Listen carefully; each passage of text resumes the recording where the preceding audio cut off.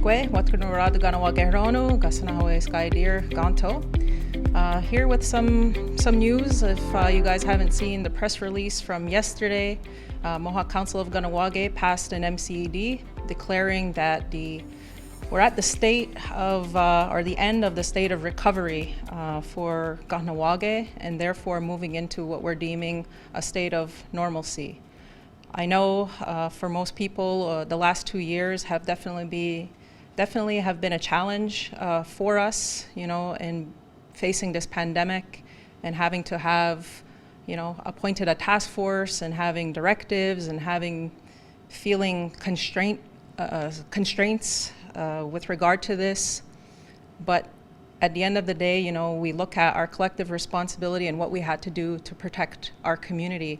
And again, I have to say, hats off to everybody involved, all of the frontline workers, those that continue to service the community, whether it was people pumping gas or, serving food at the market.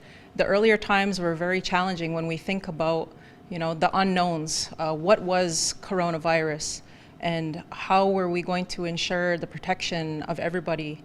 And I know, like I said, during times when we had to stop seeing family members, we had to stop gathering. Those were things that, for us as a community, a tight-knit community of families, something that's really important to us in feeling the connections to our families, our people, our friends. So there's been a lot of challenges and sacrifices, and to get to this stage, in terms of us declaring normalcy, we know that the pandemic is not over.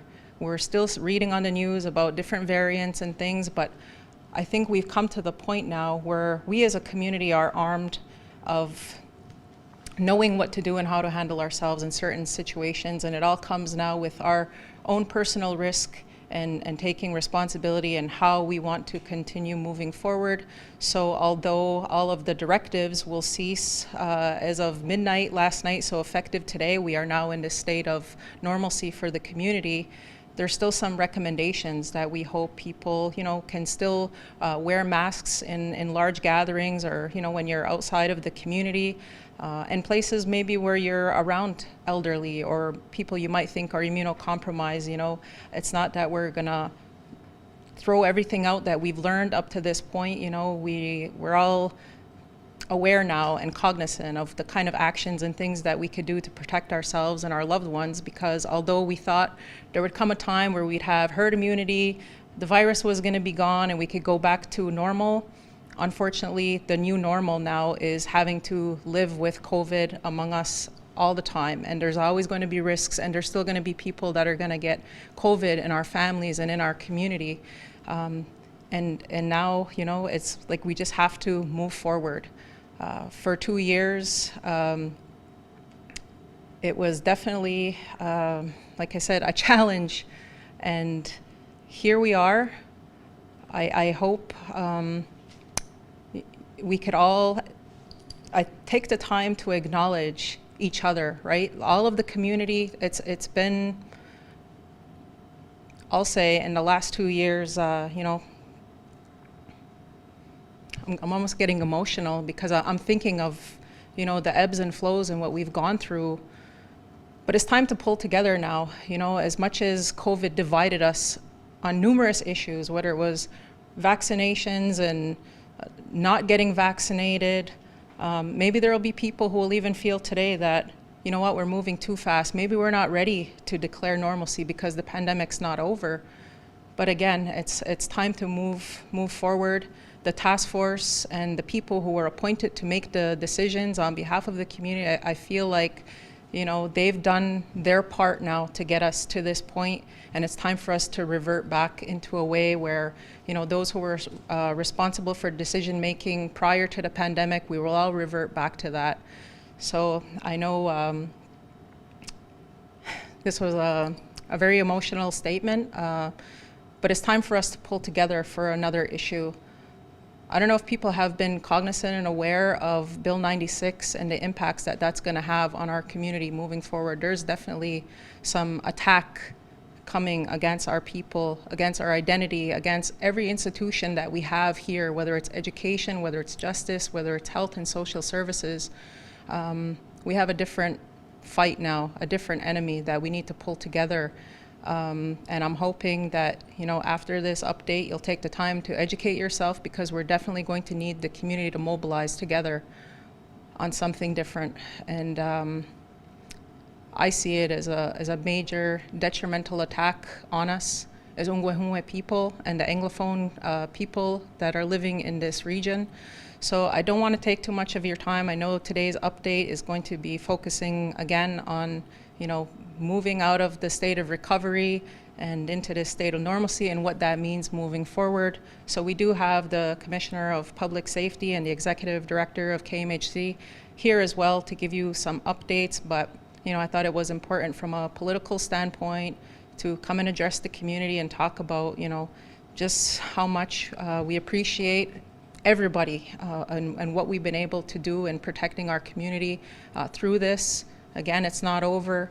We're still going to recommend that you take due diligence for yourself, that, when there's times, like I said, wear your mask, wash your hands. You can still distance and still do some things, because it's not over, but this is the new normal, unfortunately. So with that, I'll invite up Lisa. Sonia Koaza Wagwegudzi, Zawada Hunsadade, Tonywana Ganyawa.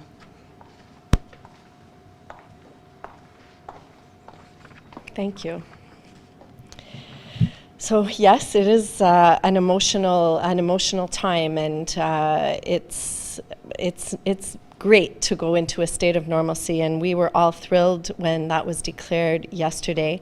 But as the Grand Chief just mentioned, there definitely still is a pandemic happening, and so this state of normalcy is a new state. It's not the state that we lived before COVID, and it is important that we all figure out what this new state of normalcy means for each and every one of us. I'm here to speak a little bit about KMHC and what the state of normalcy means for the hospital and what our responsibilities will be in this state of normalcy moving forward. So COVID has had an impact on the hospital, most definitely, and it has changed some of our mandates and responsibilities, and those mandates and responsibilities will be maintained as we move forward in relation to COVID-19, and mostly in relation to public health. So firstly, I just wanted to mention that our COVID testing site will remain open for the time being for essential service workers, as it has been for the past several months. We also do PCR testing still for elders in the residences, either TBEL, inpatient, or ILC, and again for all of our essential service workers, and it's a way to ensure the utmost of protective measures as much as possible. We'll continue to update and provide days for vaccination, as we've been doing, and we'll be giving you information as it rolls out from regional and provincial public health sectors. And our public health sector will continue to be maintained. So prior to COVID, we had one nurse working in public health. We had to beef that up over COVID-19 pandemic, and we'll continue to have different nurses working on different aspects of COVID-19 monitoring and isolation guidelines. We'll also continue to assess level of risk as it increases and decreases over time, and will continue to maintain the communication role regarding that level of risk, so that you all have as much information as you need to be able to make informed decisions about the health, your safety, and the safety of those that you love and care about. So just a quick mention that because COVID still exists, it means that there is still risk. We all have risk. As we've seen over the past months, COVID has impacted us all in different ways, some more than others. And those who are most vulnerable still are still at an increased level of risk, especially while we're in this sixth wave. And we're in the end of the 6th wave, so we're starting to come down. We're seeing less cases in the community. However, we do expect there to be other waves in the future. So providing you with the information as the level of risk changes over time will allow you to make better decisions about how you might want to live your life. So again, when there's less risk, perhaps that's a good time to remove masks or not think so much about distance, although always still protecting those that are most vulnerable. And then as level of risk increases, might be times where you'll see people avoiding larger gatherings or staying outdoors, wearing their masks again. So we're going to continuously see flows of public health measures on and off within the community, and for each person and individual and organization or business to implement as they see is best for their particular situation. So we'll continue to take that role very seriously, provide you with information as it changes over time. And on behalf of KMHC, on behalf of myself, I just wanted to thank you for the trust that you've placed in us through the pandemic. And I'll pass it on to Lloyd to finish off today. Thank you.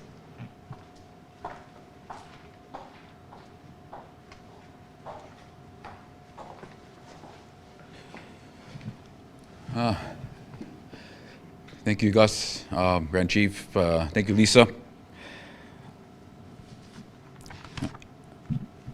Oh, where to start? Well, here we are again. I know we used to do Facebook Lives 7 days a week for almost 2 years, and then we gradually tapered off to 3-4 times a week, and then we had a couple since the beginning of this year. And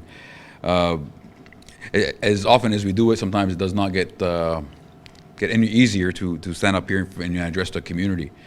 But fortunately, at this point in time, we're here to bring positive news to the community.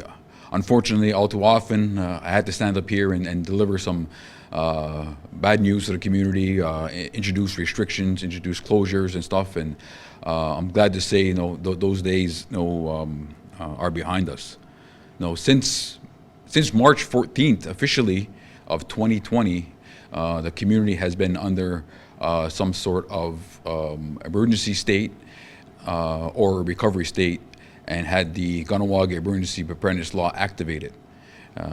March 14th of 2020, and then was a public health emergency, then later upgraded or modified to a full state of emergency in April 20th of 2020, and as we know, that continued up until June of 2021, where we had a similar show where we were hoping that we were going to be seeing the conclusion of the pandemic and able to declare normalcy, enter the state of recovery.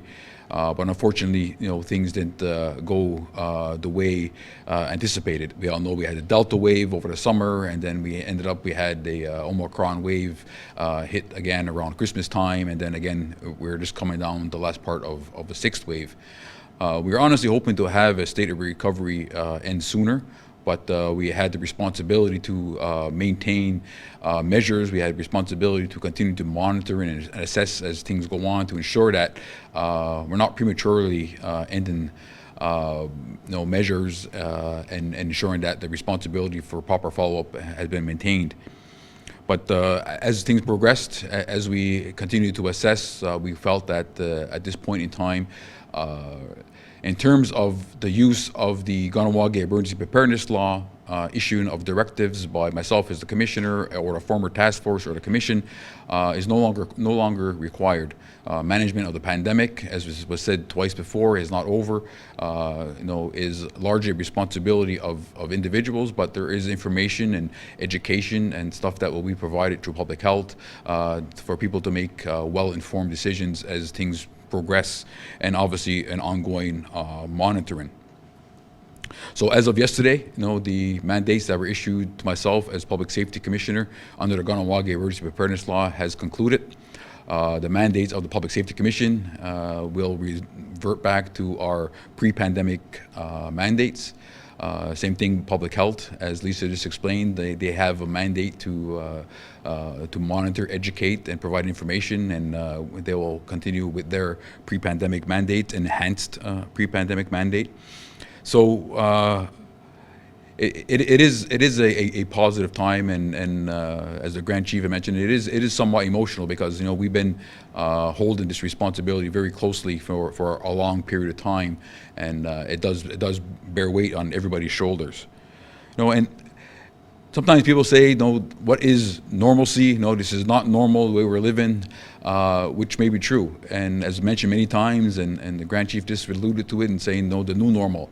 Normalcy, in accordance with the Kahnawake Emergency Preparedness Law, talks about having our day-to-day activities to be carried on in a way that is substantially the same as it has been prior to the emergency being declared. So we feel that we are at that point in time, and further directives, it won't have any major changes, moving forward. So again, we came to that good place. We've been, through a few different task force. We had the task force ×2. We had the commission involved, public health, and many people from the community involved, from all sectors, health and social services sector, public health obviously being the cornerstone, public safety and education, and the longhouses being involved. I think again, and that's a large part of the success of our community is we witnessed, whenever our community has a threat put in front of us, regardless of some of our, either political beliefs, our personal beliefs, whatever, community comes first. And that's what I've witnessed, firsthand, throughout the pandemic. Sure, things weren't always rosy, and we did have our bumps here and there, but overall, things worked out well, and I believe we did have a great success as a community. So for all those people who were involved in the task force and the commission and public health and stuff, I truly do thank you very much for everything you did, and you'll be continued to be doing to a certain extent moving forward. And obviously, for the community as a whole, we provided guidance and some leadership and directives, but ultimately it was up to the community to determine how successful we will be. And through the support of the community, our community was successful, is successful, much better than most. And I'm very proud of that work that has been accomplished. Also, the many people who I met on the streets, at the market, getting gas, or out and about in the community, who came out of their way to specifically either thank me or just to lend their support or encouragement, over the past couple of years. I truly appreciate that, and I want to thank you as well, because those are the things that go a long way in boosting everybody's energy, and knowing that there are people out there who truly support you and truly had your back, throughout this entire pandemic. And a lot of times the frontline workers were also not overlooked, but maybe not mentioned as much. And Gus kind of touched on that a little bit. But truly, the people who worked, we say frontline workers, and we say essential service workers. If you were a PK, if you were a fire, ambulance, a nurse, a doctor, things of that nature, teachers, it's kind of obvious that you have a job to do, and you had to do it.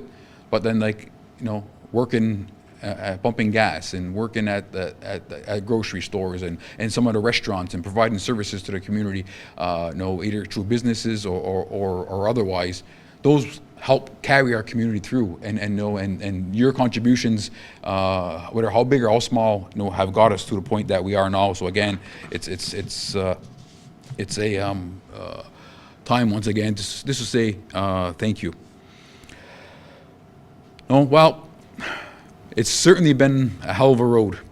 I could say that without a shadow of a doubt. Well over 2 years. Many tough decisions that had to be made, decisions that we never envisioned we would have to address. Many things that happen, on the day-to-day basis that one day we'll be able to have more information to the community on the things we had to deal with that were not very pleasurable, but we had to make very tough decisions, and the people who were working on a day-to-day basis here understand that. So. And I know many people out there understood that. It was a rough road for us for a while, but like I said, I am proud of the work that has been done. I'm proud to say it has been a success. We have achieved a point where we could and council had declared a state of normalcy, and that's a testament to the strength of our community, the strength of our leadership, and the strength moving forward. So with that, again, thank you to the community.